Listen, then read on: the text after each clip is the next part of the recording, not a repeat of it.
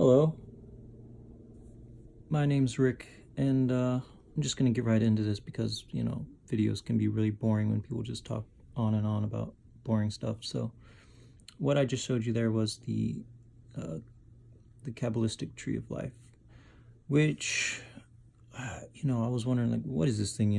The Zohar, Book of Creation, all these things talk about, yeah, they all have these like chakras and special powers and all these magical words attributed to each of the spheres.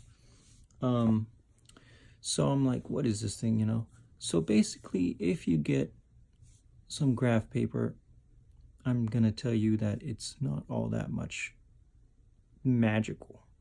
It is simply a pattern of, a pattern basically to construct what seems to be the flower of life. That's what people call it. If you just get a compass, get some paper, spin it around a few times, it is a bunch of circles. Yeah, I guess there's some kind of cool, I don't know, symbolic is the right word. If you take a penny, and you'll notice you can put 6 other pennies that will fit perfectly around the penny in the middle. Some say, yeah, okay, in the beginning God created the heavens and the earth. In the beginning, the first word of the Hebrew Bible, in Aramaic, it actually can be translated as created 6, right? And then God rested on the 7th day. I guess that's logical. Yeah, you can fit 6 pennies around 1 penny in the center, which I guess if you want to say is the Sabbath day, right? So I guess circles do have sort of perfect nature to them, maybe mystical, I don't know. I'm not sure on that. But the tree of life doesn't really seem to be anything other than just a simple pattern to construct basically this flower of life pattern. You get a compass, and once you draw your circle in the middle, I guess, you start with any point, just put your compass anywhere around the outside of the circle, draw another circle. I guess that would create a Vesica Pisces. And then you start from the edge of that, and then you draw another circle. And then you can do this 6 times. And it creates a cool flower pattern, I guess. I don't know what you would use it for. Not sure there. I guess if you want to be creative. Mystical significance, really. I guess I'm out of my depth there because I wasn't really able to find all that much. But don't get me wrong, I mean, Kabbalah is amazing.